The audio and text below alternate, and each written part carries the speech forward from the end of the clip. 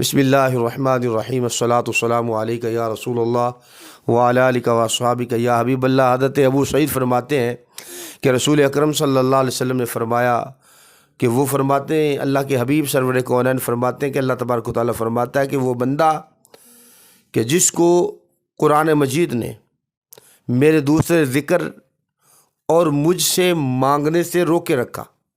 مطلب کیا ہے کہ قرآن میں وہ اتنا مشغول ہے، یعنی کہ وہ قرآن مجید کی تعلیم دیتا تھا، یا وہ تفسیر پڑھاتا تھا، یا قرآن مجید کے دیگر مضامین میں وہ غوطہ زن رہا، اس کو اس کے علاوہ نفلی عبادت کرنے کا وقت نہ ملا، یا دوسرے ذکر و اذکار کرنے کا وقت نہ ملا۔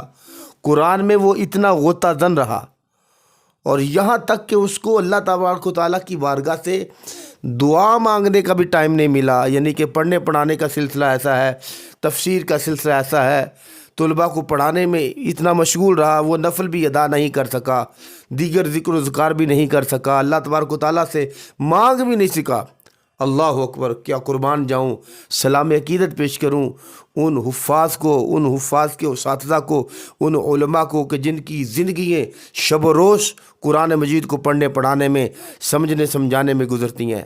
اللہ اکبر! کتنا پیارا فرمان ذیشان نے فرمایا اس بندے کو کہ جس کو قرآن نے مشغول رکھا اور دوسرا ذکر کا بھی ٹائم نہیں ملا، نفل پڑھنے کا بھی ٹائم نہیں ملا۔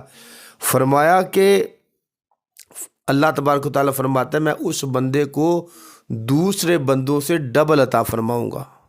اللہ اکبر! جو مانگتے رہے ان کو بھی ملتا ہے، لیکن جس کو قرآن نے مشغول رکھا، دعا بھی نہ مانگ سکا، تو فرمایا جنہوں نے دعائیں مانگی ان سے ڈبل اس کو عطا فرماؤں گا، کیونکہ قرآن نے اس کو مشغول رکھا ہے۔ آئیے گرامی کے حضرات، ہمیں بھی چاہیے قرآن مجید کی تفسیر پڑھیں، قرآن مجید کے مضامین کو سمجھیں، مفہوم قرآن کو سمجھیں۔ اللہ تعالی ہمیں قرآن پڑھنے کی توفیق عطا فرمائے۔